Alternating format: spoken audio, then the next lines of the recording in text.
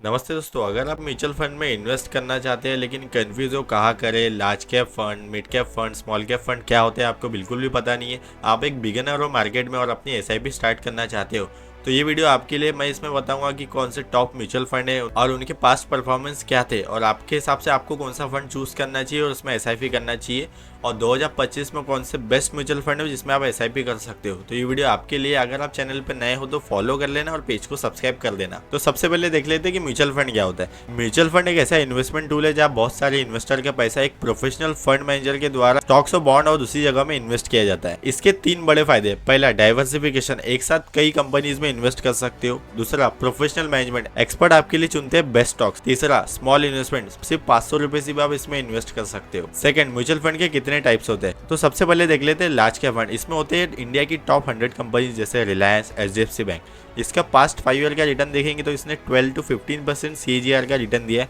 मतलब एक साल में 12 से 15% का रिटर्न। अगर आप सेफ प्ले करना चाहते हो, आपको ज़्यादा रिस्क नहीं लेना, तो ये आपके लिए बेस्ट होगा।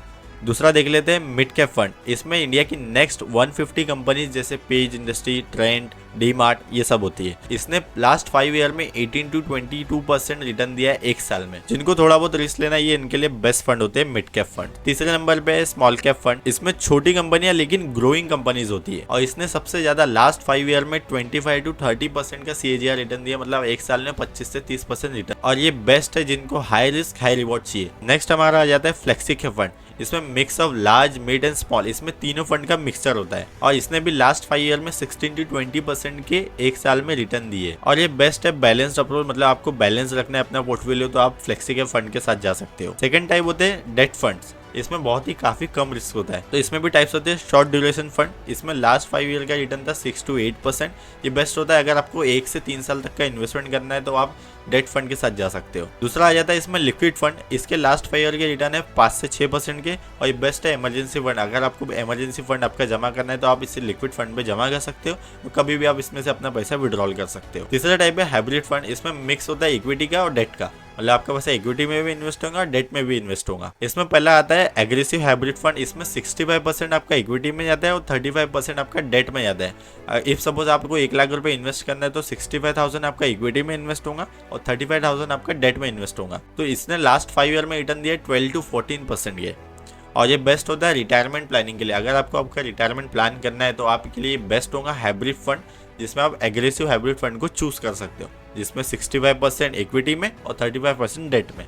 इसमें भी सेकंड टाइप होता है आर्बिट्राज फंड। इसने भी लास्ट 5 ईयर में 7 to 8% का रिटर्न दिया एनुअली, और ये बेस्ट होता है टैक्स सेविंग के लिए। अगर आपके इनकम काफ़ी ज़्यादा है और आपको टैक्स सेविंग करना है, तो आप ये आर्बिट्राज फंड के साथ जा सकते हो। नंबर 4, सेक्टोरल और थेमेटिक फंड। इन्होंने लास्ट 5 ईयर में वेरीज करता है 22% का रिटर्न दिया है एनुअली, और ये बेस्ट है एक्सपर्ट ओनली। अगर आप एक्सपर्ट हो मार्केट में, आपको काफ़ी नॉलेज है मार्केट में, तभी आप ये सेक्टोरल फंड में जा सकते हो, क्योंकि आपको एनालिसिस करना हो कि आने वाले टाइम पे कौन सा सेक्टर चलने वाला है, कौन सा नहीं चलने वाला है। अगर आपने गलत फंड में इन्वेस्ट कर दिया जिसका सेक्टर अभी चल ही नहीं रहा है, तो आपका लॉस होने वाला है। नेक्स्ट आ जाता है इंडेक्स फंड। इंडेक्स फंड बोले तो निफ्टी 50 हो गया और सेंसेक्स हो गया। ये बिल्कुल निफ्टी 50 और सेंसेक्स को फॉलो करता है।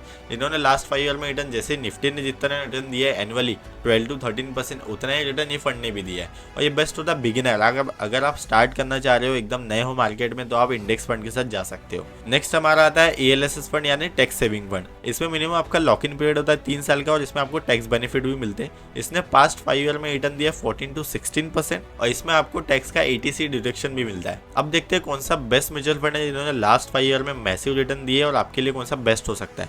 तो सबसे पहले देखते हैं top performing mutual fund 2019 to 2024 कौन से है। सबसे पहले क्वांट स्मॉल कैप फंड। इसने 35% का CAGR रिटर्न, मतलब एक साल में 35% का रिटर्न दिया है।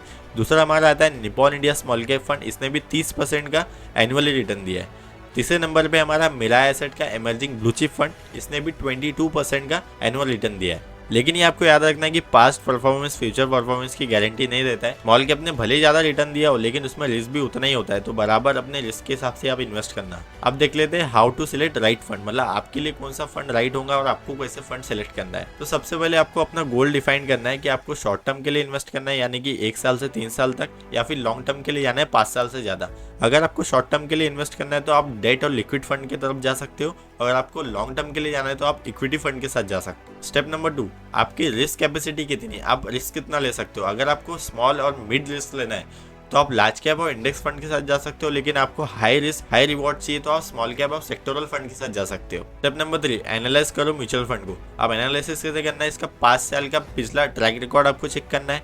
आपको कंसिस्टेंट रिटर्न देखना है कि पास्ट 5 ईयर में इसने कितने रिटर्न दिए, और आप जब भी कोई म्यूचुअल फंड को सिलेक्ट करेंगे तो उसका एक्सपेंस रेशो 1% से कम होना चाहिए। स्टेप नंबर 4, आपको अपना पोर्टफोलियो डाइवर्सिफाई करना है। 3 से 5 फंड आपको रखना है अपने पोर्टफोलियो में, इसमें लार्ज कैप, मिड कैप और स्मॉल कैप भी होना चाहिए। Step number 5, monitor and rebalance. हर साल अपने म्यूचुअल फंड को आपको मॉनिटर करना है और रीबैलेंस करते जाना है। अब देख लेते हैं बेस्ट फंड फॉर 2025 में कौन से बेस्ट फंड है जिसको आप कंसीडर कर सकते हो अपने SIP के लिए। सबसे पहला फंड है पराग पारिक फ्लेक्सी कैप फंड। ये मेरा बेस्ट म्यूचुअल फंड है, मैं खुद इसमें SIP करता हूँ।